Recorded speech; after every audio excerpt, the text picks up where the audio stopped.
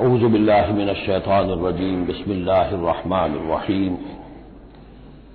وَإِذَا ضَرَبْتُمْ فِي الْأَرْضِ فَلَيْسَ عَلَيْكُمْ جُنَاحٌ أَن تَقْصُرُوا مِنَ الصَّلَاةِ صدق اللہ العظیم۔ اب یہ پھر کچھ شریعت کے احکام آ رہے ہیں، گویا کہ خطاب کا رخ پھر اب مسلمانوں کی طرف، اہل ایمان کی طرف۔ شریعت کے احکام، عبادات سے متعلق تفاصیل۔ اور اے مسلمانوں، جب تم زمین میں سفر کرو تو کوئی حرج نہیں ہے تم پر، کوئی گناہ نہیں ہے کہ تم کچھ کم کر لیا کرو نماز میں۔ ان خفتم ان یفتنکم الذین کفروا، اگر تمہیں اندیشہ ہو کہ تم کو نقصان پہنچائیں گے کافر۔ ان الکافرین کانوا لکم عدوا مبینا، یقیناً یہ کافر تمہارے کھلے دشمن ہیں۔ یہ ہے قصر صلاۃ، لیکن صلاۃ الخوف کی حالت میں، جنگ کی حالت میں قصر کا حکم۔ اور اس میں بھی خاص طور پر جو صورتحال تھی کہ جب حضور کے ساتھ ہوتے تھے تو اب اگر شکل یہ ہوتی کہ آدھا آدھا لشکر علیحدہ علیحدہ نماز پڑھے اور پھر حضور ایک کے ساتھ نماز پڑھے تو دوسروں کو محرومی کا احساس ہوتا۔ لہذا آپ دیکھیے کہ ایک بہت عمدہ تدبیر بتائی گئی۔ فَإِذَا كُنْتَ فِيهِمْ، تو اے نبی جب آپ بھی ان کے اندر موجود ہوں، فَأَقَمْتَ لَهُمُ الصَّلَاةَ، اور آپ نے ان کے لیے نماز کھڑی کر دی ہو، فَلْتَقُمْ طَائِفَةٌ مِّنْهُمْ مَعَكَ، تو ان میں سے ایک گروہ کو تو کھڑے ہونا چاہیے آپ کے ساتھ۔ وَلْيَأْخُذُوا أَسْلِحَتَهُمْ، اور جو دوسرے ہیں وہ اپنا اسلحہ لے کر چاق و چوبند رہیں۔ فَإِذَا سَجَدُوا فَلْيَكُونُوا مِن وَرَائِكُمْ، تاکہ جب تم سجدہ کرو، جو حضور کے ساتھ نماز پڑھ رہے سجدے میں جائیں تو وہ دوسرا گروہ جو ہے جو نماز میں شریک نہیں ہے وہ ان کی حفاظت کرے، کھڑے رہیں ان کے پیچھے۔ وَلْتَأْتِ طَائِفَةٌ أُخْرَىٰ، اب اس کے بعد ہوتا کیا تھا کہ حضور نے ایک رکعت نماز پڑھا دی اور آپ بیٹھے رہے، دوسری رکعت کے لیے اٹھے نہیں، دوسری رکعت مسلمانوں نے خود ادا کر لی۔ اب جب انہوں نے سلام پھیر دیا چلے گئے تو جو پہلے جو تھے جو اس وقت تک شریک نہیں ہوئے تھے وہ حضور کے پیچھے آ گئے۔ اب حضور نے ایک رکعت اور پڑھی تو ان کی ایک رکعت حضور کے پیچھے ہو گئی، اس کے بعد حضور نے ایک رکعت کے بعد سلام پھیر دیا، انہوں نے پھر ایک رکعت اور ادا کر لی، اس طریقے سے کہ کوئی بھی حضور کی امامت کے شرف سے اور فضل سے محروم نہ رہے۔ فَإِذَا سَجَدُوا فَلْيَكُونُوا مِن وَرَائِكُمْ وَلْتَأْتِ طَائِفَةٌ أُخْرَىٰ فَلْيُصَلُّوا مَعَكَ، اب وہ دوسرا گروہ کو آنا چاہیے کہ جنہوں نے ابھی نماز نہیں پڑھی تھی کہ وہ آپ کے ساتھ نماز پڑھیں۔ وَلْيَأْخُذُوا حِذْرَهُمْ وَأَسْلِحَتَهُمْ، اور ان کو چاہیے کہ وہ اپنی ڈھالیں بھی، اپنا بچاؤ بھی اور اسلحہ بھی ساتھ رکھے۔ وَدَّ الَّذِينَ كَفَرُوا لَوْ تَكْفُرُونَ عَنْ أَسْلِحَتِكُمْ وَأَمْتِعَتِكُمْ، یہ کافر تو اسی طاق میں رہتے ہیں، اسی امید میں رہتے ہیں کہ تم جیسے ہی غافل ہو جاؤ۔ وَدَّ الَّذِينَ كَفَرُوا لَوْ تَغْفُلُونَ عَنْ أَسْلِحَتِكُمْ، اپنے اسلحہ سے غافل ہو جاؤ، وَأَمْتِعَتِكُمْ، اور اپنے مال و اسباب سے، فَيَمِيلُونَ عَلَيْكُمْ مَيْلَةً وَاحِدَةً، تو وہ تم پر ایک دم ٹوٹ پڑے حملے کے اندر۔ وَلَا جُنَاحَ عَلَيْكُمْ إِن كَانَ بِكُمْ أَذًى مِّن مَطَرٍ، اور کوئی حرج نہیں ہے تم پر، کوئی گناہ نہیں ہے اگر تمہیں کوئی تکلیف ہو یا بارش کی وجہ سے کوئی صورتحال ایسی ہو، اور کنتم مرضى، یا تم بیمار ہو، ان تضعوا اسلحتکم، کہ اسلحہ تو اپنا رکھ دو، وخذوا حذرکم، لیکن صرف ڈھال لے لیا کرو کہ اچانک کوئی حملہ ہو جائے تو اگر پوری تلوار نیزہ وغیرہ سب اپنے جسم پر لگایا ہوا ہے تو نماز کا پڑھنا مشکل ہے، اور یہ کہ حالات ایسے ہیں تو اسلحہ علیحدہ رکھ دیا جائے لیکن ڈھال اپنے پاس موجود رہے، تاکہ اچانک کوئی حملہ ہو تو کم سے کم انسان کو وقت ملے کہ وہ اپنے آپ کو بچا کر اور پھر وہ اپنا اسلحہ بھی لے لے گا۔ ان اللہ اعد للکافرین عذابا مہینا، یقیناً اللہ تعالیٰ نے کافروں کے لیے بہت اہانت آمیز عذاب تیار کر رکھا ہے۔ فَإِذَا قَضَيْتُمُ الصَّلَاةَ، پھر جب یہ نماز اس طریقے سے تم ادا کر لو، فاذکروا اللہ قیاما وقعودا وعلی جنوبکم، تو پھر ذکر کرو اللہ کا، کھڑے ہوئے، بیٹھے ہوئے، لیٹے ہوئے، سواریوں پر چلتے ہوئے۔ وہ ذکر جو ہے وہ ذکر کثیر، وہ صرف نماز کے ساتھ نہیں ہے، بلکہ جیسے سورہ جمعہ میں آیا ہے کہ فَإِذَا قُضِيَتِ الصَّلَاةُ فَانتَشِرُوا فِي الْأَرْضِ وَابْتَغُوا مِن فَضْلِ اللَّهِ وَاذْكُرُوا اللَّهَ كَثِيرًا لَعَلَّكُمْ تُفْلِحُونَ، ہر حال میں جب تم اللہ کو یاد رکھو، اللہ کا ذکر کرتے رہو۔ ادعیہ معصورہ ہے، اوراد معصورہ ہے، اوراد مسنونہ ہے، ان کے سے اپنی زبان کو، اپنے ذہن کو اور قلب کو ایمان کے ساتھ تر و تازہ رکھو۔ فَإِذَا اطْمَأْنَنْتُمْ، اور جب تمہیں امن حاصل ہو جائے، یعنی یہ نماز کی یہ کیفیت جو ہے یہ صرف اس شکل میں ہوگی کہ خوف ہے، صلاۃ الخوف۔ جب تمہیں امن حاصل ہو جائے، خوف جاتا رہے، فاقیموا الصلاۃ، پھر نماز قائم کرو جیسے کہ نماز کے قائم کرنے کے آداب ہیں، اس کی شرائط ہے۔ ان الصلاۃ کانت علی المؤمنین کتابا موقوتا، یقیناً نماز اہل ایمان پر فرض کی گئی ہے، فرض ہونے کی شکل میں اور وقت کے ساتھ۔ اس کی فرضیت ہے اور موقوت ہے، اس کے اپنے اوقات ہے، اور اس اوقات کے ضمن میں آپ کو بتا چکا ہوں کہ حضرت جبرائیل نے 2 دن نماز آپ کو پڑھائی، ایک دن 5 نمازیں اول وقت میں، دوسرے دن 5 نمازیں آخر وقت میں، اور بتایا کہ ان کے مابین وقت ہے۔ ولا تہنوا فی ابتغاء القوم، اور دیکھو اس قوم یعنی اپنے دشمن کا پیچھا کرنے میں سست نہ بنو۔ اب تو یہ سمجھیے کہ جو حق و باطل کی جنگ ہے وہ آخری مرحلے کو پہنچ رہی ہے، اب آخری مرحلے پہ آ کے تھک نہ جانا۔ ولا تہنوا فی ابتغاء القوم، ان کا پیچھا کرنے میں سست مت پڑو، ہمت نہ ہارو۔ ان تکونوا تعلمون، بڑے پیارے الفاظ ہیں، اگر تمہیں کوئی تکلیف پہنچتی ہے، الم پہنچتا ہے، بے آرامی ہے، فإنہم یعلمون کما تعلمون، تو کیا انہیں نہیں پہنچتا؟ انہیں بھی تو تکلیف پہنچتی ہے، وہ بھی جنگ کر رہے ہیں، وہ بھی زخم کھاتے ہیں، ان کے بھی لوگ مر رہے ہیں، وہ ساری تکلیفیں انہیں بھی پہنچ رہی ہیں، دشمنوں کو بھی۔ وَتَرْجُونَ مِنَ اللَّهِ مَا لَا يَرْجُونَ، اور تم اللہ سے امیدیں رکھتے ہو جو وہ نہیں رکھتے، تمہیں تو جنت کی امید ہے، تمہیں اللہ سے مغفرت کی امید ہے، انہیں تو یہ بھی نہیں ہے، تو اس اعتبار سے تمہیں تو ان سے کہیں آگے بڑھ جانا چاہیے۔ جو آخری آیت تھی سورہ آل عمران کی کہ یا ایھا الذین آمنوا اصبروا وصابروا ورابطوا، ان سے تو بڑھ جانا چاہیے صبر کے اندر کہ تمہارا سہارا تو اللہ ہے، وما صبرک الا باللہ۔ ان کے تو یہ من گھڑت قسم کے دیویاں دیوتا، ان کے دل کے اندر ان کی حقیقت میں کوئی قدر و قیمت بھی نہیں ہے، پھر بھی وہ اپنے باطل معبودوں کے لیے اس طریقے سے جان جوکھوں میں ڈال رہے ہیں، تو مسلمانوں تمہیں تو اس سے دستگیرہ کرنا چاہیے۔ ولا تہنوا فی ابتغاء القوم ان تکونوا تعلمون فإنہم یعلمون کما تعلمون وترجون من اللہ ما لا یرجون وکان اللہ علیما حکیما، اور یقینا اللہ تعالی علیم ہے اور حکیم ہے۔ اب یہ چند آیتیں آ گئی اہل ایمان سے خطاب میں، اب پھر کچھ منافقوں کا معاملہ ایک آ رہا ہے۔ انا انزلنا الیک الکتاب بالحق لتحکم بین الناس بما اراک اللہ، اے نبی ہم نے آپ پر کتاب نازل کی ہے حق کے ساتھ، تاکہ آپ لوگوں کے مابین فیصلہ کریں انصاف کے ساتھ، اور جو اللہ نے آپ کو دکھایا ہے، یعنی ایک تو کتاب دی ہے، قانون دیا ہے، ایک آپ کو بصیرت دی ہے، یہ اللہ تعالیٰ کی طرف سے بصیرت کی خاص ظاہر بات ہے کہ ایک جج بیٹھا ہوا ہے اور جج کے پاس سامنے کتاب ہے، فائل ہے، شہادتیں ہیں، گواہیاں ہیں، اب ایک اس کی اپنی ایک چھٹی حص بھی ہوتی ہے، اس کی اپنی جو ہے ایک ججمنٹ بھی ہوتی ہے جس کو کہ وہ بروئے کار لاتا ہے، تو اس کو اللہ کہتا ہے جیسا کہ ہم آپ کو دکھاتے ہیں اس کے مطابق فیصلہ کریں۔ ولا تکن للخائنین خصیما، اور خیانت کرنے والوں کی طرف سے آپ نہ جھگڑے، یعنی ان کی طرف سے وکالت نہ فرمائیں کہ آپ کوئی اگر مسلمان ہے، کہنے کو مسلمان ہے خائن، تو اب اس کی طرفداری جو ہے آپ کو نہیں کرنی ہے۔ اس کا اصل میں ایک واقعہ ہو گیا تھا کہ ایک منافق مسلمان، اس نے کسی مسلمان کے گھر میں چوری کی، نقب لگائی، وہاں سے ایک آٹے کا تھیلا لے لیا، کچھ اسلحہ لے لیا، وہ اپنے گھر تک آیا تو وہ آٹے کی تھیلے کے اندر کہیں سوراخ تھا تو وہ آٹا گرتا گیا، تھوڑا تھوڑا وہ سارا راستہ جو ہے پتہ چل گیا کہ اس کے گھر تک سوراخ پہنچ گیا۔ پھر اسے کچھ خیال آیا کہ ممکن ہے مجھ پر شک ہو جائے، اسے پتہ نہیں تھا کہ یہ آٹا بھی ذرا لاش فاش کر رہا ہے، اس نے یہ کیا اسی وقت جا کر یہودی کے ہاں امانت رکھوا دیا، یہ سامان میری امانت ہے تمہارے پاس، لیکن وہاں بھی وہ نشان جو ہے آٹے کا وہاں بھی پہنچ گیا۔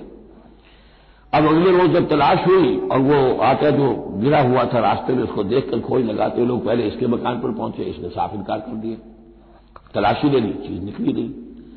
اب انہوں نے دیکھا تو وہ آگے جا رہے ہیں نشان، وہ وہاں پہنچ گئے، یہودی کے یہاں برآمد ہو گیا، یہودی نے کہا ٹھیک ہے یہ مال ہے، یہ رات رکھے یہاں پر حفاظت کے لیے رکھ گیا تھا۔ اب یہاں پہ جھگڑا ہو گیا کہ اس کے جو قوم کے لوگ تھے، اس کے گھرانے کے لوگ، اس منافق مسلمان کے، ان کا نہیں یہ جھوٹ بولتا ہے، یہ یہودی چور ہے۔ اب وہ یہودی کا اور مسلمان جو منافق تھا اس کا مقدمہ تھا جو حضور کے سامنے آیا،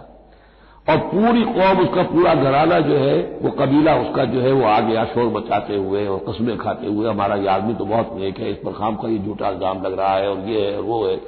یہاں تک کہ کچھ حضور کا دل بھی پسیجنے لگا اس شخص کے بارے میں۔ اس پر یہ آیت نازل ہوئی ہے، خیانت کرنے والے کی طرف سے آپ وکالت نہ کریں، اس کے سہارا نہ بنیں، اس کو مدد نہ پہنچائیں۔ ولا تکن للخائنین خصیما، اب خصیما بحث کرنے والا، للخائنین، علی الخائنین ہوتا تو خائنوں کے خلاف، خائنوں کے حق میں آپ دلیل نہ دیں. واستغفر اللہ،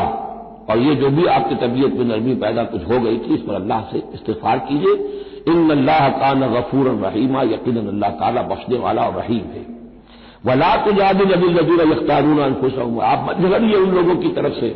جنہوں نے کہ اپنے جانوں کے ساتھ خیانت کی ہے. اب ہم یہ امید لگائے بیٹھے حضور ہماری طرف سے شفاعت کریں گے، چاہے ہم نے بے ایمانیاں کی ہیں، حرام خوریاں کی ہیں، شریعت کی دجیاں بکھیری ہے، تو حضور گویا کہ ہماری شفاعت کریں گے. یہاں فرمایا جائے ولا تجادل الذین یختارون انفسهم، مت جھگڑیے آپ ان لوگوں کی طرف سے، ان کی طرف سے وکالت مت کیجیے. ان اللہ لا یحب من کان خوانا اثیما، اللہ تعالیٰ کو بالکل پسند نہیں ہے وہ لوگ کہ جو خوان ہوں، خیانت کرنے والے اور گناہ گار ہوں. یستخفون من الناس ولا یستخفون من اللہ، یہ لوگ شرماتے ہیں اور چھپتے ہیں لوگوں سے، اللہ سے نہیں چھپتے.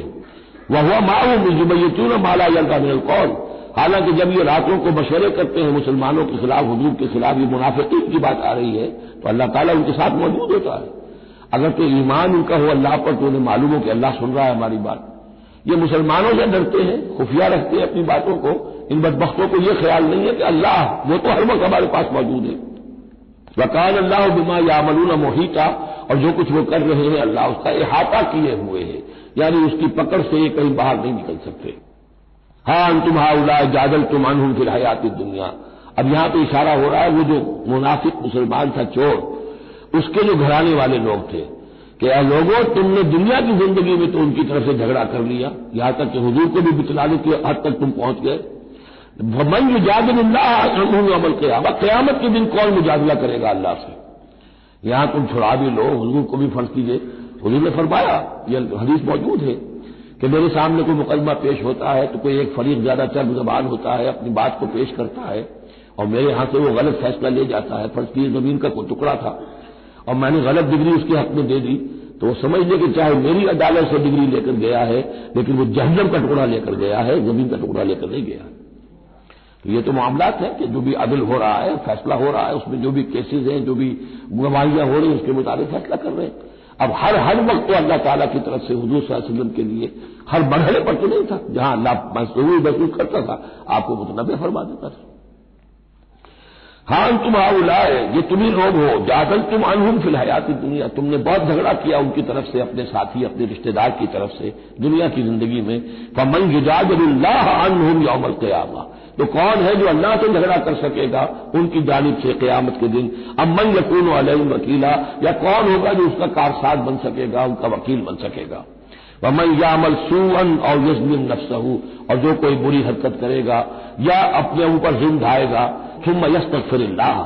اور پھر اللہ سے استغفار کرے گا، یجد اللہ غفور الرحیم، وہ اللہ کو پائے گا غفور الرحیم. سیدھی روش ہے، غلطی ہو گئی، خطا ہو گئی، مان لو، یہ دنیاوی سزا ہے وہ بھگت لو،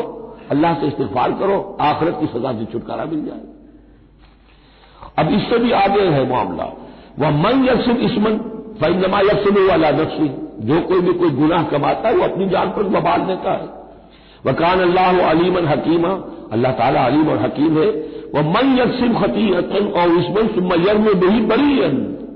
اور یہ معاملہ تو بہت بڑھ کر ہے کہ کسی نے کوئی گناہ کمایا، کوئی خطا کی، کوئی غلطی کی، کوئی جرم کیا، پھر اس کی تہمت لگا دی ایسے شخص پر جو بری ہے. یہودی تو بری تھا،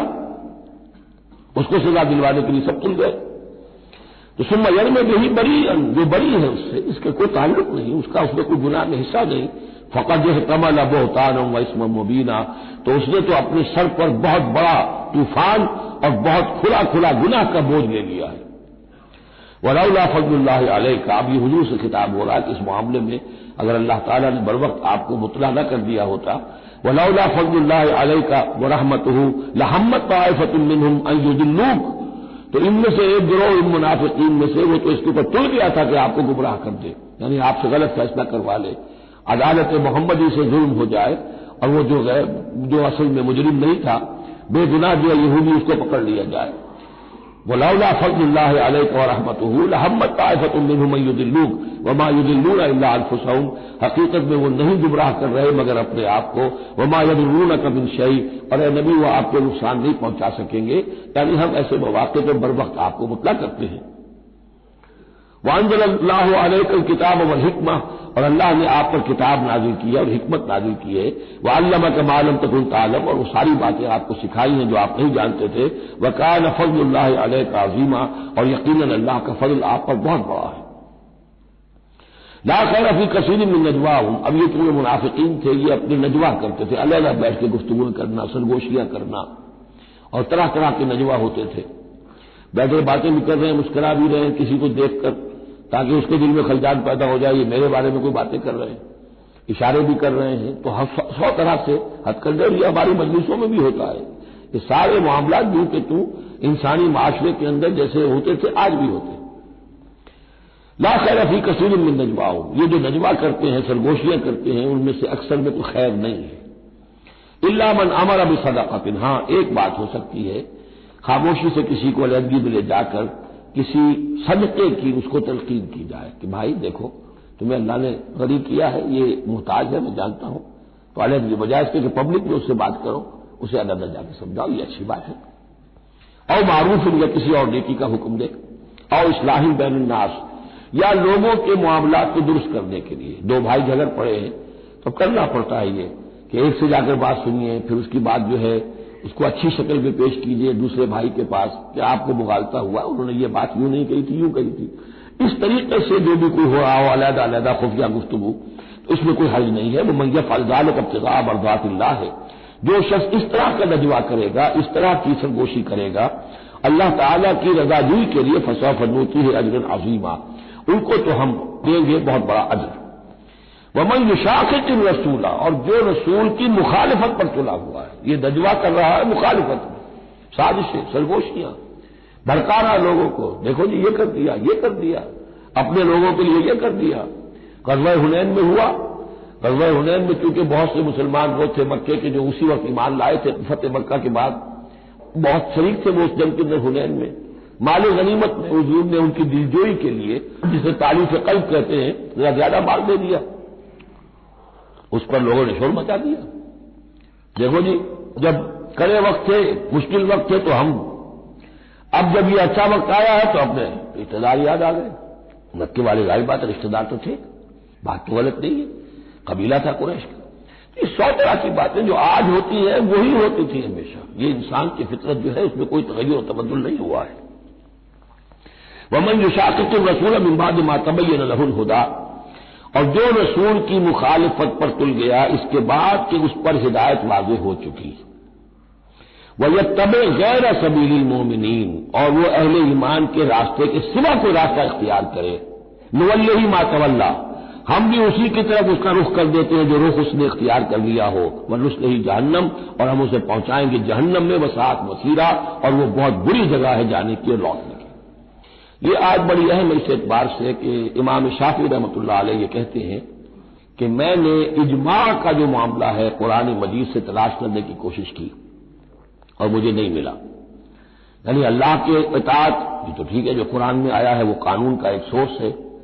حضور کا فرمان، حضور کی سنت سورس ہے، اسی طرح اجتہاد وہ بھی سمجھ میں آ گیا، یہ اجماع اس شے کا نام ہے، قرآن میں کہیں ذکر نہیں آیا۔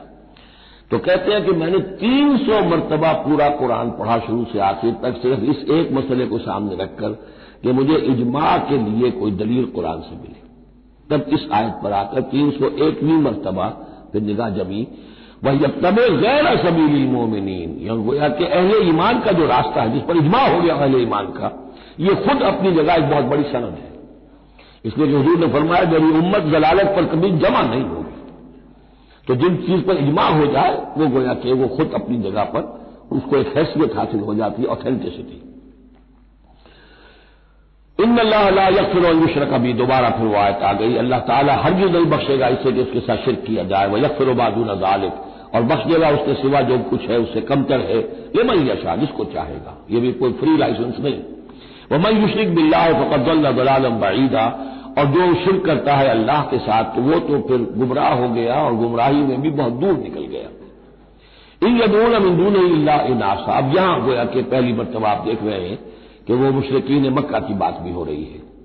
نہیں پکار رہی اللہ کے سوا مگر مؤنث کو، عورتوں کو، اس لیے کہ ان کی دیویاں جو ہیں لات، عزا، منات،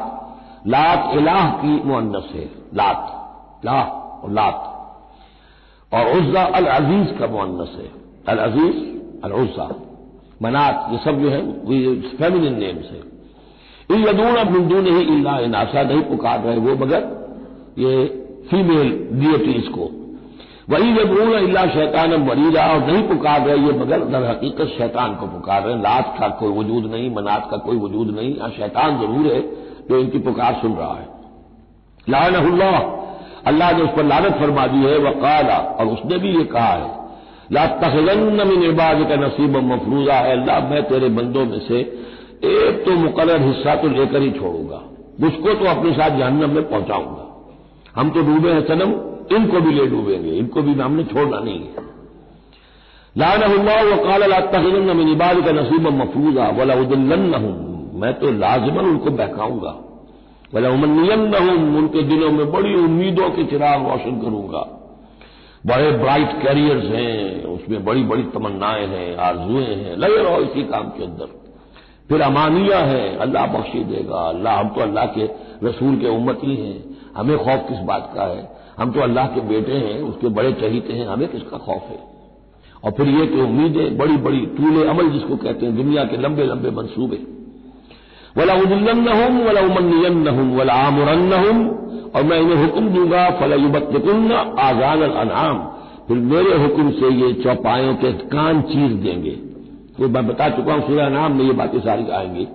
فلاں کے نام پر ایک اونٹ کو اس کے کان چیر کر جو ہے آزاد کر دیا، اب اسے کوئی چھیڑ نہیں سکتا، اس کا گوشت نہیں کھایا جا سکتا، اس پر سواری نہیں ہو سکتی، فلاں بت کے یا فلاں ڈیٹی کے نام پر اس کو جو ہے چھوڑ دیا گیا ہے۔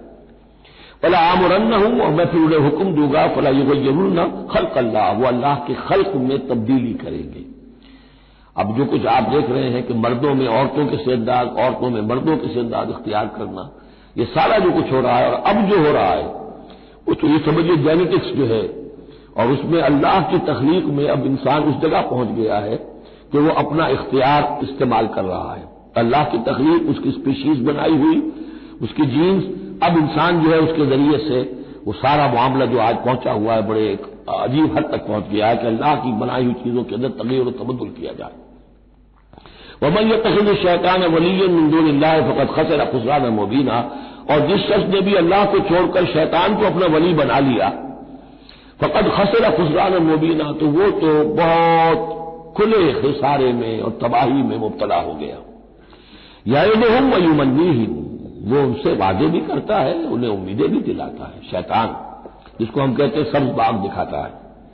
وما یعدہم الشیطان الا غرورا، اور نہیں وعدہ کرتا ان سے شیطان مگر دھوکے کا، وہ اپنے کسی وعدے کو پورا نہیں کر سکتا۔ اولئک مأواہم جہنم، یہ وہ لوگ ہیں کہ جن کا ٹھکانہ جہنم ہے، ولا یجدون عنہا محیصا، اور پھر وہ وہاں سے فرار کی کوئی جگہ نہیں پائیں گے، وہاں سے بھاگنے کا کوئی راستہ نہیں پائیں گے۔ والذین آمنوا، وہی سائملٹینیس کنٹراسٹ، اب دوسری طرف اہل ایمان کی شان کیا ہوگی؟ والذین آمنوا وعملوا الصالحات، جو لوگ ایمان لائیں اور نیک عمل کریں، سندخلہم جنات تجری من تحتہا الانہار، انہیں ہم عنقریب داخل کریں گے باغات میں جن کے نیچے نہریں بہتی ہوں گی، خالدین فیہا ابدا، جس میں وہ ہمیشہ ہمیشہ رہیں گے۔ وعد اللہ حقا، اللہ کا یہ وعدہ حق ہے، درست ہے، سچ ہے۔ ومن اصدق من اللہ قیلا، اور اللہ سے بڑھ کر کس کی بات سچی اور زیادہ ہو سکتی ہے؟ کون ہو سکتا ہے اپنے قول میں زیادہ سچا اللہ سے؟ لیس بامانیکم ولا امانی اہل الکتاب، اب یہاں پھر رخ پڑ رہا ہے مسلمانوں کی طرف۔ اے مسلمانوں، نہ تمہاری خواہشات پر کوئی شے موقوف ہے، نہ اہل کتاب کی خواہشات پر۔ تب بھی آ گئی کہ تمہارے اندر بھی یہ خواہشات پیدا ہو جائیں گی، وشفل تھنکنگ پیدا ہو جائیں گی، شفاعت کے دھوکے پر تم حرام خوریاں کرو گے، سب کچھ کرو گے، وہی جو کچھ انہوں نے کیا تم بھی کرو گے، لیکن جان لو کہ اللہ کا قانون جو ہے غیر متبدل ہے، وہ بدلے گا نہیں۔ لیس بامانیکم، نہ تمہاری خواہشات سے، وشفل تھنکنگ سے، تمہاری امانی سے، تمہاری تمناؤں سے کچھ ہوگا، ولا امانی اہل کتاب، نہ اہل کتاب کی امانی سے۔ من یعمل سوءا یجز بہ، جو کوئی برا کام کرے گا اس کی جزا اسے مل کر رہے گی۔ بہت سخت الفاظ ہے یہ، اگرچہ اس میں نرمی کا پہلو ہے، اس لیے کہ بعض اوقات بدی کی جگہ پر نیکی جو ہے وہ اس کو اثر کو دھو دے گی، لیکن اکاؤنٹ فار تو ہو گیا نا، مطلب یہ اکاؤنٹ فار ہو کر رہے گی ارشے۔ اب یہ ہے کہ کسی کی نیکی نے اس کی بدی کو چھپا لیا، کسی نے غلطی کی تھی، اس نے توبہ کی صدق دل کے ساتھ، وہ اس کی بدی جاتی رہی، لیکن اکاؤنٹ فار ہوگا معاملہ. توبہ کو دیکھا جائے گا توبہ سچی تھی، واقعی تھی، واقعی اس نے اس حرکت کو پھر چھوڑ دیا تھا کہ نہیں، یا یہ صرف یہ کہ زبان سے گردان ہو رہی تھی استغفر اللہ ربی من کل ذنب واتوب الیہ، اور سارا وہ گناہ جو ہے اور حرام خوری جو کہ تم جاری تھی، تو وہ توبہ نہیں ہے. من یعمل سوءا یجز بہ ولا یجد له من دون اللہ ولیا ولا نصیرا، اور نہیں پائے گا وہ اللہ کے سوا نہ کوئی حمایتی، بلکہ یہاں ترجمہ ہوگا اللہ کے مقابلے میں نہ کوئی حمایتی پائے گا نہ کوئی مددگار. ومن یعمل من الصالحات من ذکر او انثی، اور جو کوئی عمل کرے گا نیکیوں کا، خواہ وہ مذکر ہو خواہ مؤنث ہو، مرد ہو یا عورت ہو، وہو مومن ہو مومن صاحب ایمان، فاولئک یدخلون الجنۃ ولا یظلمون نقیرا، تو یہ وہ لوگ ہیں کہ جو جنت میں داخل ہوں گے اور ان کی کوئی حق تلفی تل کے برابر بھی نہیں کی جائے گی. ومن احسن دینا ممن اسلم وجهه للہ وهو محسن، اس سے بہتر دین کس کا ہوگا جس نے نمبر 1 اپنا چہرہ اپنا سر اللہ کے سامنے جھکا دیا، اسلم اسلام آ گیا، وهو محسن، اور یہ احسان اس کے بعد اسلام ایمان احسان کے درجے تک پہنچ جائے، خوبصورتی کے ساتھ، خلوص کے ساتھ، للہیت کے ساتھ، پورے دین کا معاملہ، تفریق بین الدین نہیں، دین کے اندر جو ہے وہ حصہ بکھرا نہیں ہے، ٹوٹل دین. ومن احسن دینا ممن اسلم وجهه للہ وهو محسن واتبع ملت ابراہیم حنیفا، اور اس نے پھر پیروی کی دین ابراہیم کی یکسو ہو کر، یا ابراہیم کی جو یکسو تھا. واتخذ اللہ ابراہیم خلیلا، اور اللہ نے تو ابراہیم کو اپنا دوست بنا لیا تھا. وللہ ما فی السماوات وما فی الارض، اللہ ہی کے لیے جو کچھ کہ ہے آسمانوں میں اور جو کچھ کہ ہے زمین میں. وکان اللہ بکل شیء محیطا، اور یقیناً اللہ تعالی ہر شے کا احاطہ کیے ہوئے ہے. اب جو حصہ آ رہا ہے یہ وہی مسلمانوں سے خطاب ہے، لیکن اس میں ایک استدراک سمجھیے کہ جو شروع میں کچھ آیتیں آئی تھیں خواتین کے معاملے میں، یتیم عورتوں کے معاملے میں، ان سے نکاح کے معاملے میں یا طلاق کے معاملے میں، اب اس میں کچھ وضاحتیں کچھ سوالات مسلمانوں کی طرف سے ہوئے، مزید وضاحتیں طلب کی گئی تو اللہ نے یہ وضاحتیں نازل کی. اور یہاں پر ساتھ یہ فرما دیا وَيَسْتَفْتُونَكَ فِي النِّسَاءِ، اے نبی یہ آپ سے عورتوں کے بارے میں سوال کر رہے ہیں، بات پوری طرح ان پر کھلی نہیں ہے، واضح نہیں ہوئی ہے. قُلِ اللَّهُ يُفْتِيكُمْ فِيهِنَّ، ٹھیک ہے کہہ دیجئے اے نبی ان سے اللہ تمہیں فتویٰ دیتا ہے، بتاتا ہے، وضاحت کرتا ہے ان کے بارے میں. وَمَا يُتْلَىٰ عَلَيْكُمْ فِي الْكِتَابِ مِن يَتَامَى النِّسَاءِ، اب وہ آیت نمبر 3 کے اندر بات واضح ہو گئی، قرآن نے ثابت کر دیا کہ وہاں جو کہا تھا کہ وَإِذْ خِفْتُمْ أَلَّا تُقْسِطُوا فِي الْيَتَامَى، تو یتامى النساء مراد تھی وہاں پر، کہ اگر تمہیں اندیشہ یہ ہو کہ یتیم لڑکیوں سے شادی کرو گے تو ان کے ساتھ انصاف نہیں کر سکو گے، اس لیے کہ ان کی طرف سے یہ ہے نہیں جو ان کے حقوق کا پاسدار ہو اور تم سے کوئی بات پوچھ کر سکے ان کی طرف سے، تو پھر ان سے شادی مت کرو، بلکہ تم اور جو عورتیں ہیں شادی اگر کرنی ہے ایک سے زائد تو ما طاب لکم من النساء مثنی وثلاث ورباع، شادی کرو. تو یہاں فرمایا جو تھا عورتوں کی، یتیم عورتوں کے بارے میں وہ حکم تھا، ما یتلی علیکم، جو تمہیں سنایا گیا، جو سنایا جا رہا ہے کتاب میں، فی یتامى النساء، ان عورتوں کے بارے میں کہ جو یتیم ہیں، وہ عورتیں یا لڑکیاں، لا تؤتونہن ما کتب لہن، تم دیتے نہیں ہو انہیں جو اللہ نے ان کے لیے لکھ دیا ہے. بغیر مہر کے یتیم بچی تھی، آپ نے شادی کر لی، کون اس کی طرف سے مہر طلب کرے گا. وترغبون ان تنکحوہن، اور چاہتے ہو کہ ان سے نکاح بھی کرو. والمستضعفین من الولدان، اسی طرح بچے جو ہیں ان کے ساتھ بھی جو ظلم ہوتا ہے. وان تقوموا للیتامى بالقسط، اور وہ جو ہم نے تمہیں اتنی تفصیل سے احکام دیے ہیں کہ یتیموں کے معاملے میں انصاف پر کاربند رہو. وما تفعلوا من خیر فإن اللہ کان به علیما، اور جو خیر بھی تم کرو گے اللہ اس سے واقف ہے، تمہاری نیتوں کو جانتا ہے. تو وہ احکام ہے، بنیادی ہدایات دے دی گئی ہیں، اور اس میں اس سے اضافی شے جو ہے وہ یہ ہے کہ تمہاری نیت صاف ہونی چاہیے. واللہ یعلم المفسد من المصلح، اللہ جانتا ہے کہ کون حقیقت میں شرارتی ہے اور کون جو ہے اس کی نیت صحیح ہے. وَإِنِ امْرَأَةٌ خَافَتْ مِنْ بَالِهَا نُشُوزًا، اب دیکھیے ایک نشوز عورت کے لیے آیا تھا کہ واللاتی تخافون نشوزہن، وہ عورتیں، وہ بیویاں کہ جو سرکشی کر رہی ہیں، حکم نہیں مان رہی ہیں، تابعداری نہیں کر رہی ہیں، زدہ پر اڑی ہوئی ہیں، ان کے بارے میں تو آ چکا تھا شروع میں. اب یہاں عورتوں پر بھی تو ہو سکتا ہے کہ مرد ظلم کر رہا ہے، مرد جو ہے وہ ان کا حقوق ادا نہیں کر رہا ہے، شوہر جو ہے وہ اپنی قوامیت جو ہے اس کو غلط طریقے پہ استعمال کر رہا ہے، روک ڈالتا ہے، دھونس دیتا ہے، یا اور بری طریقے سے ستاتا ہے، تنگ کرتا ہے، تنگ کر کے وہ مہر معاف کرواتا ہے یا کچھ اور، اگر ذرا اس کے والدین اچھے کھاتے پیتے ہیں لاؤ اپنے والدین کے گھر سے، یہ ساری گندگیاں جو ہمارے معاشرے میں ہوتی ہیں اور عورتیں بیچاری اس میں پستی ہیں، اور وہ جو چکی کے دو پارٹوں کے مابین وَإِنِ امْرَأَةٌ خَافَتْ مِنْ بَعْلِهَا نُشُوزًا، اور اگر کسی عورت کو اپنے شوہر سے اندیشہ ہو جائے کہ وہ زیادتی کرے گا، وہ زیادتی کر رہا ہے اور وہ اس کے حقوق ادا نہیں کر رہا، اور اعراضاً، یا اب وہ اس کی طرف میلان ہی نہیں رکھتا، اب وہ گویا کہ بیوی ہے ہی نہیں، اس کی طرف کوئی میلان نہیں، کوئی نئی شادی رچائی ہے اور سارا جو ہے توجہ جو ہے وہ نئی نویلی دلہن کی طرف ہے، اور اعراضاً جی بھر گیا تو توجہ ہٹ گئی، فلا جناح علیہما، تو ان دونوں پر کوئی الزام نہیں ہوگا، ان یصلحا بینہما صلحا، کہ وہ آپس میں بیٹھ کر صلح کر لیں، صلح سے مراد یہاں پر اپنا معاملہ طے کر کے اور عورت خلا کر لے، بس صلح خیر۔ لیکن خلا کرنے میں جیسا کہ ہم پڑھ چکے ہیں عورت کو مہر چھوڑنا پڑے گا، لیا تھا تو کچھ واپس کرنا پڑے گا، وہ صلح خیر، صلح اچھی ہے، وہ احضرت الانفس الشح، البتہ جو انسانی نفس ہے اسے لالچ جو ہے اس پر مسلط رہتا ہے، مرد چاہے گا میرا پورا مہر واپس کرو، عورت چاہے گی کہ مجھے کچھ بھی واپس نہ کرنا پڑے، وَإِن تُحْسِنُوا، یہ آ چکا ہے سورہ بقرہ کے اندر، یہ مضامین آ چکے ہیں، وَإِن تُحْسِنُوا، اگر تم نیکی کرو، تم مرد ہو، تم مردانگی کا ثبوت دو اس معاملے کے اندر، نرمی کرو، ان کا حق جو ہے زیادہ رکھو، وَتَتَّقُوا فَإِنَّ اللَّهَ كَانَ بِمَا تَعْمَلُونَ خَبِيرًا، اور تم تقویٰ کی روش اختیار کرو تو جان لو کہ اللہ تعالیٰ تمہارے تمام اعمال سے باخبر ہے۔ وَلَن تَسْتَطِيعُوا أَن تَعْدِلُوا بَيْنَ النِّسَاءِ، اچھا وہاں یہ آیت بھی آئی تھی کہ وَإِن خِفْتُمْ أَلَّا تَعْدِلُوا فَوَاحِدَةً، اگر تمہیں اندیشہ یہ ہو کہ تم اپنی بیویوں پہ اگر ایک سے زائد ہیں، دو ہیں، تین ہیں، چار ہیں، تو عدل نہیں کر سکو گے تو پھر ایک ہی پر اکتفا کرو، پھر دوسری شادی مت کرو، تمہیں اطمینان ہے، تمہیں اپنے اوپر یہ اعتماد ہے کہ تم یہ عدل کر سکتے ہو تب دوسری شادی کرو، ورنہ نہیں۔ لیکن اب اس میں جیسا کہ میں نے عرض کیا تھا کہ کچھ چیزیں تو ہوتی ہیں گنتی کی، ناپ تول کی، اس میں تو عدل ہو سکتا ہے، لیکن ایک قلبی میلان جو ہے اس کے اندر تو ظاہر بات ہے انسان کے اختیار میں نہیں ہے۔ حضور صلی اللہ علیہ وسلم نے اپنی تمام ازواج کے لیے ہر چیز گن گن کر، یعنی باریاں بھی مقرر تھیں آپ کی شب باشی کی،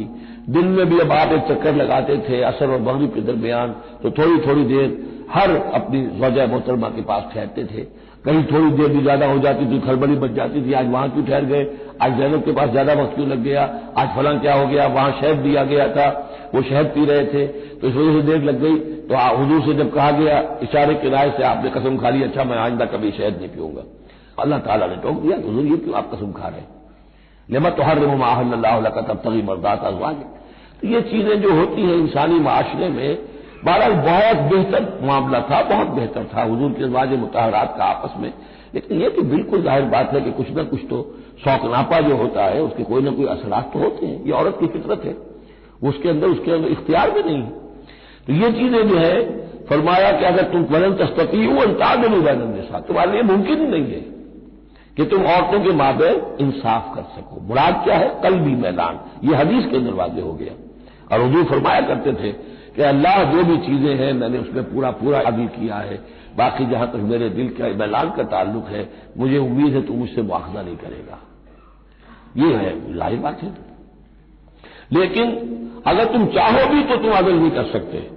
ولن تستطیعوا ان تعدلوا بین النساء ولو حرصتم، چاہے تم کتنے حریص ہو اس کے نہیں کر سکتے، فلا تميلوا كل المیل، تو ایسا نہ ہو کہ ایک کی طرف پورے کے پورے جھک جاؤ،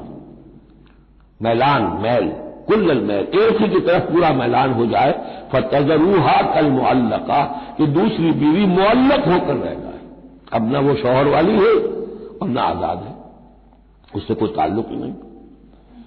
وَإِن تُصْلِحُوا وَتَتَّقُوا، اگر تم اصلاح کر لو اور تقویٰ کی روش اختیار کرو، فَإِنَّ اللَّهَ كَانَ غَفُورًا رَحِيمًا، تو اللہ تعالیٰ بھی غفور الرحیم ہے۔ وَإِن يَتَفَرَّقَا، اب یہ بہت اہم موضوع ہے کہ ہمارے ہاں طلاق کے بارے میں جو یہ مشہور ہو گیا صحیح ہے، ان ابغض الحلال عند اللہ الطلاق، یہ حلال چیزوں میں سب سے زیادہ اللہ کو ناپسند جو ہے وہ طلاق ہے، لیکن اسے کفر کے درجے تک پہنچایا ہوا ہے، لڑائی چل رہی ہے، جھگڑا چل رہا ہے، مزاجوں میں موافقت نہیں ہے، ایک دوسرے کو کوس رہے ہیں، دن رات کا جھگڑا ہے، طلاق نہیں دینی، یہ احمقانہ طرز عمل ہے، بالکل احمقانہ، شریعت کی منشا کے بالکل خلاف۔ یہاں آپ دیکھیں کہ ایک طرح کی ترغیب ہے طلاق کی، ترغیب. وَإِن يَتَفَرَّقَا، اب اگر وہ متفرق ہو جائیں، علیحدہ ہو جائیں، سیپریشن جو آپ استعمال کرتے ہیں،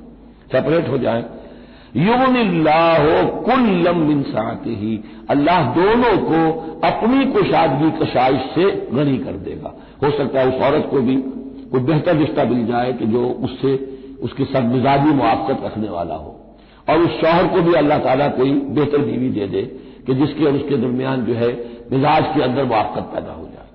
تو یہ کہ عدم موافقت ہے، لڑتے رہنا ہے، دنگا فساد ہے، لیکن یہ کہ وہ طلاق نہیں دینی ہے، یہ ہندوانہ اثرات ہیں ہم پر نمبر ایک، اور دوسرے عیسائیانہ اثرات ہیں. عیسائیت میں بھی طلاق حرام ہے، اس لیے کہ اصل میں انجیل میں شریعت اور قانون تو ہے ہی نہیں، لیکن جو حضور نے فرمایا ان ابغض الحلال عند اللہ طلاق، ایسی ہی کوئی بات حضرت مسیح نے فرمائی کہ اگر بلا وجہ کوئی شخص طلاق دے دیتا ہے تو یہ ایسا ہی ہے، فرض کیجئے کہ اب وہ عورت جو ہے اس کی وہ بے سہارا رہ گئی، ہو سکتی ہے کہ اس کا آوارہ ہو جائے، تو گویا کہ اب اس کی گناہ کا وبال اس پر ہوگا کہ جس نے اسے طلاق دی ہے، بلا سبب طلاق دے دی. اب وہ عورت جو ہے اگر اس کی شادی اور نہیں ہوئی تو اس کی آوارگی کا امکان موجود ہے. تو اس کو سمجھنا چاہیے کہ یہ اخلاقی تعلیم تھی، یہ قانونی تعلیم نہیں تھی. قانونی تعلیم تو وہی ہے کہ جو تورات کے اندر ہے. حضور حضرت مسیح فرما کر گئے ہیں کہ یہ نہ سمجھو کہ میں قانون کو ختم کرنے آیا ہوں. موزائک لا جو ہے حضرت موسیٰ کی شریعت وہ تم پر نافذ رہے گی، لاگو رہے گی، عائد رہے گی. تو قانون قانون ہے اور اس کے ساتھ اخلاق کی تعلیم ہوتی ہے. اس کو انہوں نے قانون بنا دیا، نتیجہ یہ ہوا جب تک بیوی کے اوپر آپ بدکرداری کا الزام ثابت نہ کر دیں آپ طلاق نہیں دے سکتے. لہذا وہ 100 طریقے کر کے پہلے اسے بدکردار بناتے ہیں اور پھر اس کا ثبوت لیتے ہیں، تب جان چھڑاتے ہیں، ورنہ جان چھوڑ نہیں سکتی. تو یہ سارا کا سارا معاملہ جو ہے شریعت کے اندر تو جو صحیح راستے رکھ دیے گئے ہیں ان کو اگر چھوڑا جائے گا تو پھر غلط راستے اختیار کرنے پڑیں گے. تو ایک ہندوانہ اثرات جو ہمارا پس منظر ہے اور ایک جدید تہذیب کے جس پر عیسائیت کا غلبہ ہو گیا تھا، ان کے ہاں کے اثرات کی وجہ سے یہ طلاق کا معاملہ ہمارے ہاں تقریباً کفر بنا دیا لوگوں نے.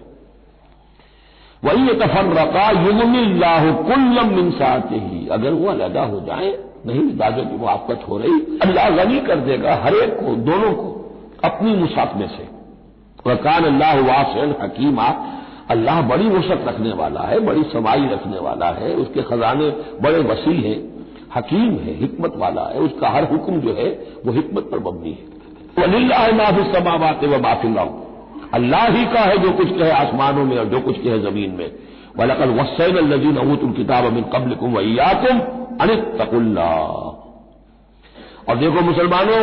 جو تم سے پہلے تھے انہیں بھی ہم نے وصیت کی تھی، جنہیں کتاب دی تھی، اور اب تمہیں بھی وصیت یہی ہے کہ اللہ کا تقوی اختیار کرو. اصل شے ہے تقوی، ورنہ شریعت جو ہے اس کا بھی مذاق بن جائے گا. اسی لیے حضور کا جو خطبہ ہے بہت مشہور، عام جمعوں میں آپ سنتے بھی ہوں گے، اوصیکم ونفسی بتقوی اللہ، مسلمانوں میں تمہیں بھی وصیت کرتا ہوں اور اپنے نفس کو بھی وصیت کرتا ہوں کہ اللہ کا تقوی اختیار کریں. تو انفسکم واہلیکم نارا، بچاؤ اپنے آپ کو اور اپنے اہل و عیال کو آگ سے. تو یہ تقوی جو ہے، وَلَقَدْ وَصَّيْنَا الَّذِينَ أُوتُوا الْكِتَابَ مِن قَبْلِكُمْ، تم سے پہلے جن کو کتاب دی گئی تھی انہیں بھی ہم نے وصیت کی تھی. وَإِيَّاكُمْ، اور سن لو تم بھی کان کھول کر، تمہیں بھی یہ وصیت ہے، أَنِ اتَّقُوا اللَّهَ، کہ اللہ کا تقوی اختیار کرو. وَإِن تَكْفُرُوا، اگر تم نہ مانو گے، فَإِنَّ لِلَّهِ مَا فِي السَّمَاوَاتِ وَمَا فِي الْأَرْضِ، تو جو کچھ بھی ہے آسمانوں میں اور جو کچھ بھی ہے زمین میں وہ اللہ ہی کا ہے. وَكَانَ اللَّهُ غَنِيًّا حَمِيدًا، اور اللہ تعالیٰ تو غنی ہے، اپنی ذات میں خود ستودہ صفات ہے. وَلِلَّهِ مَا فِي السَّمَاوَاتِ وَمَا فِي الْأَرْضِ، اور آسمانوں اور زمین میں جو کچھ ہے وہ اللہ کا ہے. وَكَفَى بِاللَّهِ وَكِيلًا، اور اللہ کافی ہے کارساز ہونے کے اعتبار سے. عورت بھی یہ سمجھے میرا کارساز اللہ ہے، یہ شوہر جو میرا ہے یہ ظلم کر رہا ہے، میرے ساتھ انصاف نہیں کر رہا ہے، تو میں اسے تعلق برکتیں کروں، اللہ بہتر میرے لیے کوئی راستہ پیدا کر دے گا، اللہ کارساز ہے. اسی طریقے سے مرد بھی یہ سمجھے کوئی عورت ہے دین کے معاملے میں نہیں اس کے ساتھ تعاون کر رہی ہے،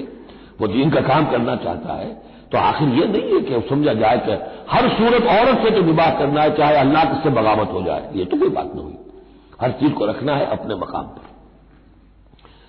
ان یشاء یذہبکم ایھا الناس، اے لوگوں کیا سمجھتے ہو تم، اللہ چاہے تو تم سب کو لے جائے، ختم کر دے، ویأتی بآخرین، اور لوگوں کو پیدا کر دے. تمہاری کوئی حیثیت نہیں اللہ کے مقابلے میں،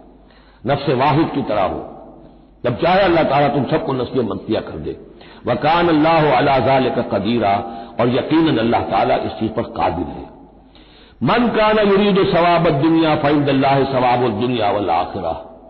جو کوئی بھی دنیا کا ثواب چاہتا ہے، ساری بھاگ دوڑ محنت دن رات کی کوشش دنیا کمانے میں، اور پیسہ اور دولت اور جائیداد اور ترقی، عہدوں میں ترقی، اور اپنی اور زندگی کے اور ان چیزوں کے اندر لگے ہوئے ہیں سارے دن ساری رات. عند اللہ ثواب الدنیا والآخرہ، اللہ کے پاس تو ثواب دنیا کا بھی آخرت کا بھی ہے. تو ہی ناداں چند کلیوں پر قناعت کر گیا، ورنہ گلشن میں علاج تنگی دورہ بھی تھا. اللہ سے تم مانگو، دنیا بھی مانگو آخرت بھی مانگو. ربنا آتنا فی الدنیا حسنۃ وفی الآخرۃ حسنۃ وقنا عذاب النار. اللہ کے ساتھ اپنے معاملے کو درست کرو، خلوص و اخلاص کے اوپر اپنا تعلق استوار کرو، اس کی طرف سے جو ذمہ داریاں ہیں انہیں ادا کرو، پھر یہ کہ اللہ تعالیٰ دنیا سے بھی نوازے گا. من کان یرید ثواب الدنیا فعند اللہ ثواب الدنیا والآخرہ وکان اللہ سمیعا بصیرا، اور اللہ تعالیٰ سب کچھ سننے والا اور دیکھنے والا ہے. اب جو آیت آ رہی ہے وہ پھر عظیم ترین آیات میں سے قرآن مجید کی. یا ایھا الذین آمنوا کونوا قوامین بالقسط شہداء للہ ولو علی انفسکم او الوالدین والاقربین ان یکن غنیا او فقیرا فاللہ اولی بہما ولا تتبعوا الہوی ان تعدلوا وان تلووا او تعرضوا فان اللہ کان بما تعملون خبیرا. اے اہل ایمان، کھڑے ہو جاؤ عدل کو قائم کرنے کے لیے پوری قوت کے ساتھ. سورہ آل عمران میں ہم نے کیا پڑھا تھا؟ اللہ قائم بالقسط ہے. شہد اللہ انہ لا الہ الا هو والملائکۃ واولو العلم قائما بالقسط. جب اللہ عدل قائم کرنا چاہتا ہے تو اللہ کے اس دنیا میں کارندے کون ہیں؟ اہل ایمان، سپاہی ہیں، اللہ کے سپاہی. لہذا عدل قائم کرے گا اللہ دنیا میں اہل ایمان کے ذریعے. اللہ دین کا غلبہ چاہتا ہے لیکن اہل ایمان کو جانیں دینی ہوگی، کوششیں کرنی ہوگی، اصرار کرنا ہوگا، قربانیاں دینی ہوگی، تب دین غالب ہوگا. لیکن یہ اندازہ کیجئے کہ کس قدر اہمیت ہے عدل و قسط. یہ جو سوشل جسٹس کا معاملہ ہے، جتنا زور اسلام نے دیا ہے بدقسمتی سے آج کا ہمارا مذہبی طبقہ اتنا ہی اس سے بے بہرا، سرے سے انہیں پتہ ہی نہیں کہ سوشل جسٹس کی بھی کوئی اہمیت اسلام میں ہے. قانون کی اہمیت ہے، تعزیرات کی اہمیت ہے، چور کا ہاتھ کاٹو اس کی اہمیت تو معلوم ہے، لیکن یہ کہ اس نظام کو درست کرو، ظلم ختم کرو، ایکسپلائٹیشن ختم کرو. یہ سرمایہ دار جس طریقے سے خون چوس رہے ہیں اور چوس چوس کر جیسے مچھر پھول جاتا ہے ہمارا خون پی کر، اس طرح وہ پھولے ہوئے ہیں. آخر یہ پورا نظام درست کرو نا. یہ مشین جو ہے، یہ پورا نظام جو ہے جس میں کہ ڈسٹریبیوشن آف ویلتھ جو ہے اس کا نظام غلط ہے. ایک ایسی چکی ہے کہ آٹا پیس کر ایک طرف ڈالتی ہے دوسری ڈالتی نہیں. ایک طرف بھوک ہے، کاد الفقر یکون کفرا، یہ فقر جو ہے یہ تو کفر تک انسان کو پہنچا دیتا ہے. پہلے وہ نظام قائم کرو جس میں عدل ہو، جس میں ضمانت دی گئی ہو کہ ہر شخص کی، ہر شہری کی بنیادی ضروریات کی کفالت ہے جو نظام خلافت کے اندر ہے. پھر کوئی چوری کرے تو ہاتھ کاٹو، ضرور کاٹو، لیکن یہ ہے کہ قانون تو ہمیں معلوم ہے. بحالات موجودہ آپ وہ قانون نافذ کر دیجیے، فائدہ ہوگا حرام خوروں کو، بلیک مارکیٹوں کو، جنہوں نے کہ حرام خوری سے دولت جمع کی ہوئی ہے. چور کا ہاتھ کٹے گا تو وہ پھر پاؤں پھیلا کے سوئیں گے، انہیں ڈر کائے کرا، فائدہ انہیں ہوگا. اصل شے یہ، میں یہ نہیں کہہ رہا کہ شریعت نافذ نہ کی جائے معاذ اللہ، لیکن یہ کہ شریعت شریعت ہے، دین دین ہے. لا جو ہے وہ سب سرو کرتا ہے سسٹم کو. قانون جو ہے وہ کسی نظام کو قائم کرتا ہے، مضبوط کرتا ہے، سب سرو کرتا ہے، اس کی خدمت کرتا ہے. جو سسٹم ہے نظام دین کا، اس کو قائم کرو، اور پھر اس کو قائم رکھنے کے لیے، اسے کنسالیڈیٹ کرنے کے لیے، اسے چلانے کے لیے، اسے مستقل کرنے کے لیے قانون نافذ کرو. یہ ہے جو کہ اصول ہے. یا ایھا الذین آمنوا کونوا قوامین بالقسط شہداء للہ. یہی مضمون سورہ مائدہ میں بھی آ جائے گا، کل ہم پڑھیں گے انشاءاللہ. صرف یہ کہ اس میں ترتیب بدل گئی ہے، یا ایھا الذین آمنوا کونوا قوامین للہ شہداء بالقسط، بس اتنا فرق ہے. لیکن اس میں اشارہ ہو گیا کہ اللہ اور قسط گویا کہ مترادف الفاظ ہیں. گواہ بن جاؤ اللہ کے یا گواہ بن جاؤ قسط کے، کھڑے ہو جاؤ اللہ کے لیے یا کھڑے ہو جاؤ انصاف کے لیے. معلوم ہوا اللہ اور قسط یہ مترادف ہے. یا ایھا الذین آمنوا کونوا قوامین بالقسط شہداء للہ ولو علی انفسکم.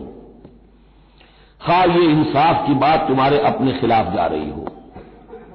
ابی الوالدین یا تمہارے والدین کے خلاف جا رہی ہو، والاقربین خواہ تمہارے قرابت داروں کے خلاف جا رہی ہو، تمہارا تعلق عدل کے ساتھ، انصاف کے ساتھ، قسط کے ساتھ ہے، رشتہ داری کے ساتھ نہیں ہے۔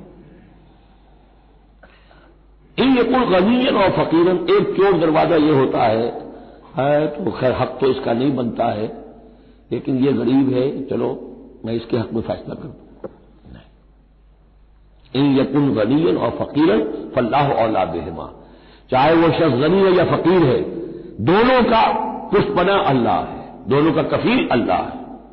تم نہیں ہو کفیل۔ تمہیں فیصلہ کرنا ہے جو صحیح ہے، جو عدل پر ہے، جو انصاف پر ہے، وہ فیصلہ کرنا ہے، کسی کی جانبداری نہیں۔ وہ جانبداری نہ باپ کی کرنی ہے، نہ ماں کی کرنی ہے، نہ بھائی کی کرنی ہے، نہ خود اپنی کرنی ہے۔ یا ایھا الذین آمنوا کونوا قوامین بالقسط شہداء للہ، اللہ کے گواہ بن کر کھڑے ہو جاؤ اللہ کے حق میں۔ دیکھیے شہادت اعلیٰ، لوگوں پر گواہی، اور شہادت للہ، اللہ کے لیے گواہی۔ یہواز وٹنسز، اللہ کے گواہ، یہ تو ہمیں ہونا چاہیے، اللہ کے گواہ بن کر کھڑے ہو جائیں، ہر حق بات جو اللہ کی طرف سے اس کے علم بردار ہو، اور اس حق کو قائم کرنے کے لیے تن من دھن لگانے کے لیے اپنی کمر کس لیں۔ وَلَوْ عَلَىٰ أَنفُسِكُمْ وَبِالْوَالِدَيْنِ وَالْأَقْرَبِينَ إِن يَكُنْ غَنِيًّا أَوْ فَقِيرًا فَاللَّهُ أَوْلَىٰ بِهِمَا، ان کا خیر خواہ اللہ ہے۔ فَلَا تَتَّبِعُوا الْهَوَىٰ، تو دیکھو خواہشات کی پیروی نہ کرو، أَن تَعْدِلُوا، مبادا تم عدل سے ہٹ جاؤ کہ تم عدل نہ کرو، خواہشات کی پیروی کر کے عدل سے برگشتہ ہو جاؤ۔ وَإِن تَلْوُوا أَوْ تُعْرِضُوا، اگر تم زبانوں کو ادھر ادھر مروڑے گے، بات جس کو آپ کہتے ہیں کہ اپنے الفاظ جو ہیں ان کو انسان جو ہے چون یور ورڈز، تو اس طریقے سے کہ بات کہنا بھی چاہتے ہیں کہہ بھی نہیں پا رہے ہیں، حق بات جو ہے زبان سے نکالنا نہیں چاہتے، غلط بات نکل نہیں رہی ہے۔ ان تلووا اور تعرضوا، یا تم اعراض کرو گے، بچ جاؤ گے، منہ موڑ لو گے، فإن اللہ کان بما تعملون خبیرا، تو اللہ تعالیٰ جو کچھ تم کر رہے ہیں اس سے پوری طرح باخبر ہے، اللہ بے خبر نہیں ہے۔ اس کے بعد اب جو مضمون آ رہا ہے وہ شاید اس سورہ مبارکہ کا اہم ترین مضمون ہے۔ یا ایھا الذین آمنوا آمنوا باللہ ورسولہ والکتاب الذی نزل علی رسولہ والکتاب الذی انزل من قبل، اے ایمان والو، ایمان لاؤ اللہ پر اور اس کے رسول پر، اور اس کتاب پر جو اس نے نازل فرمائی اپنے رسول پر، اور اس کتاب پر جو اس نے پہلے نازل فرمائی۔ ایمان والو، ایمان لاؤ، چھ معنی دار۔ ایک ایمان ہے اقرار باللسان، وہ تو تمہیں حاصل ہے، وہ تمہیں موروثی طور پر حاصل ہو گیا، مسلمان ماں باپ کے گھر میں پیدا ہو گئے، وہ ایمان مل گیا۔ یا یہ کہ اس وقت پورا قبیلہ اسلام لا رہا ہے، ان میں پکے بھی تھے، کوئی کچے بھی آ گئے، انہوں نے بھی کہا اشہد ان لا الہ الا اللہ اشہد ان محمد رسول اللہ، وہ ایمان ایک درجے میں تو حاصل ہو گیا۔ اس لیے ہم پڑھ چکے ہیں کہ کوئی تمہیں اگر راستے میں ملا ہے اور وہ اپنا اسلام ظاہر کرتا ہے، آپ کہہ نہیں سکتے کہ تم مومن نہیں ہو، تو ایمان کا ایک درجہ تو وہ ہے، قانونی درجہ ہے کہ جس نے کہا اشہد ان لا الہ الا اللہ واشہد ان محمد رسول اللہ، وہ مومن ہے۔ لیکن کیا حقیقی ایمان یہی ہے؟ نہیں، ایمان کیا ہے؟ یقین قلبی۔ یا ایھا الذین آمنوا آمنوا باللہ ورسولہ، ایمان لاؤ اللہ پر۔ اب ہم ترجمہ کریں گے، یوں کہیں گے ایمان لاؤ اللہ پر جیسے کہ ایمان لانے کا حق ہے، مانو رسول کو جیسے کہ ماننے کا حق ہے، اور یہ اسی وقت ادا ہوگا جب اللہ اور اس کے رسول پر ایمان دل میں کھب گیا ہو، جیسے صحابہ کے بارے میں فرمایا گیا سورہ حجرات میں وَلَٰكِنَّ اللَّهَ حَبَّبَ إِلَيْكُمُ الْإِيمَانَ وَزَيَّنَهُ فِي قُلُوبِكُمْ، اللہ نے ایمان کو تمہارے نزدیک محبوب بنا دیا، اسے تمہارے دلوں میں کھبا دیا۔ اور کچھ لوگوں کے بارے میں فرمایا قالت الاعراب آمنا قل لم تؤمنوا ولكن قولوا اسلمنا ولما يدخل الايمان في قلوبكم، یہ بدو دعویٰ کر رہے ہیں ہم ایمان لے آئے، اے نبی ان سے کہہ دیجیے تم ہرگز ایمان نہیں لائے ہو، ہاں یوں کہہ سکتے ہو کہ ہم مسلمان ہو گئے، اسلام لے آئے ہیں، ہم نے سر تسلیم خم کر دیا، ہم نے اطاعت قبول کر لی، لیکن ابھی تک ایمان تمہارے دلوں میں داخل نہیں ہوا ہے۔ اصل ایمان وہ ہے جو دل میں داخل ہو جائے، اقرار باللسان و تصدیق بالقلب۔ لیکن یہاں بھی اصل میں جو ہے روئے سخن کن کی طرف ہو رہا ہے؟ منافقین کی طرف ہو رہا ہے۔ وہ ایمان تو لائے تھے لیکن وہ ایمان نہیں تھا۔ یا ایھا الذین آمنوا آمنوا باللہ ورسولہ والکتاب الذی نزل علی رسولہ، قرآن کے لیے لفظ نزل، والکتاب الذی انزل من قبل، اور تورات کے لیے انزل، اور اس کتاب پر بھی جو پہلے نازل کی گئی تھی۔ وَمَن يَكْفُرْ بِاللَّهِ وَمَلَائِكَتِهِ، جو کوئی کفر کرے گا اللہ کا اور اس کے فرشتوں کا، وَكُتُبِهِ اور اس کی کتابوں کا، وَرُسُلِهِ اور اس کے رسولوں کا، وَالْيَوْمِ الْآخِرِ اور قیامت کے دن کا، فَقَدْ ضَلَّ ضَلَالًا بَعِيدًا، تو وہ تو گمراہ ہو گیا اور گمراہی میں بہت دور نکل گیا۔ یہ آیتیں سب کی سب بہت ہی اہم ہیں اور بڑی گہری ہیں۔ ان الذین آمنوا ثم کفروا ثم آمنوا ثم کفروا ثم ازدادوا کفرا لم یکن اللہ لیغفر لهم ولا لیہدیہم سبیلا بشر المنافقین بان لهم عذابا الیما۔ دیکھیے یہ منافقت کا معاملہ کیا تھا کہ ایسا نہیں تھا کہ ایک ہی دن میں آدمی منافق ہو گیا۔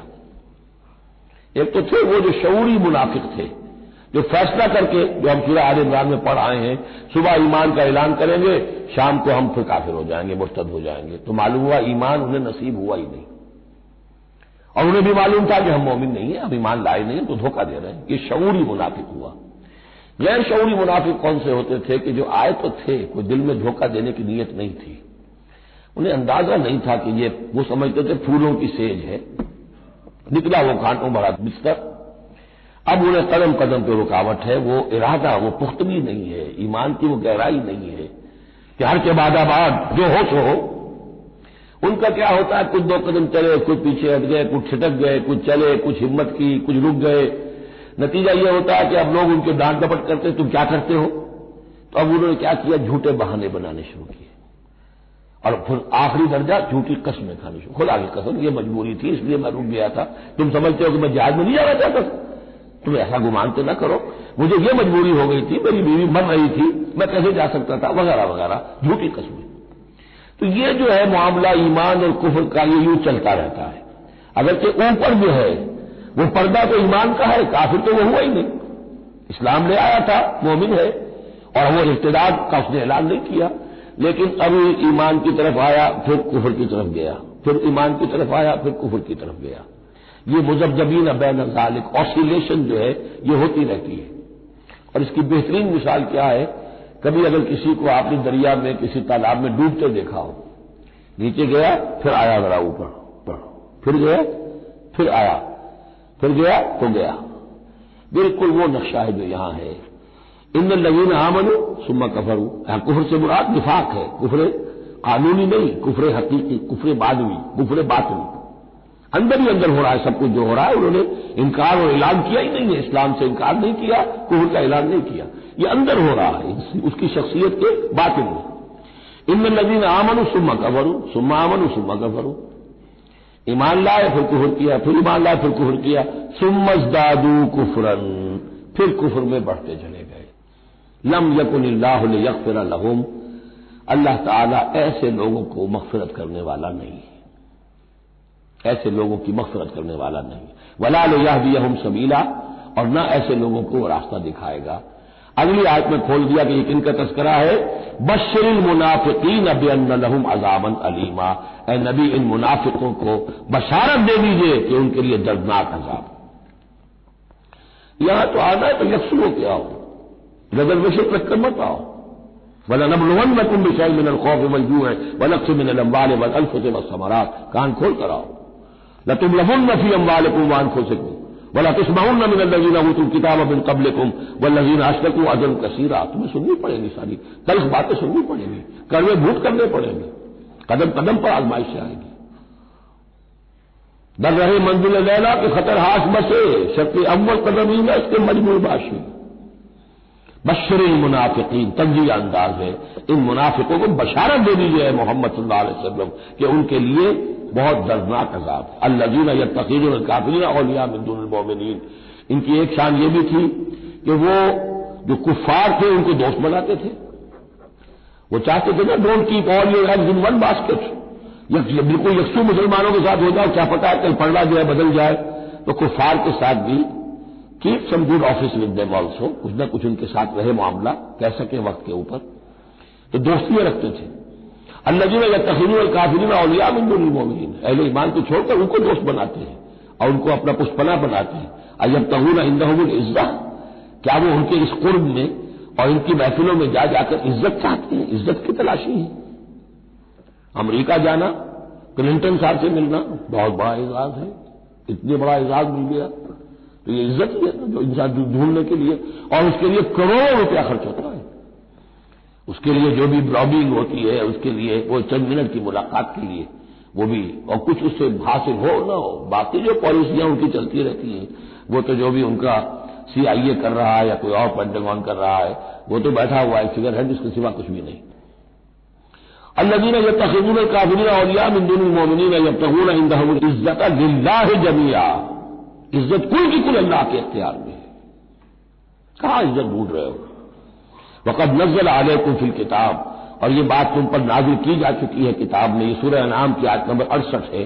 جس میں روکا گیا مسلمانوں کو کہ جب تم دیکھو کہ کافر لوگ جو ہے استہزاء کر رہے ہیں، قرآن کا مذاق اڑا رہے ہیں، تو کم سے کم یہ ہے، اب مکے کی آیت ہے وہ،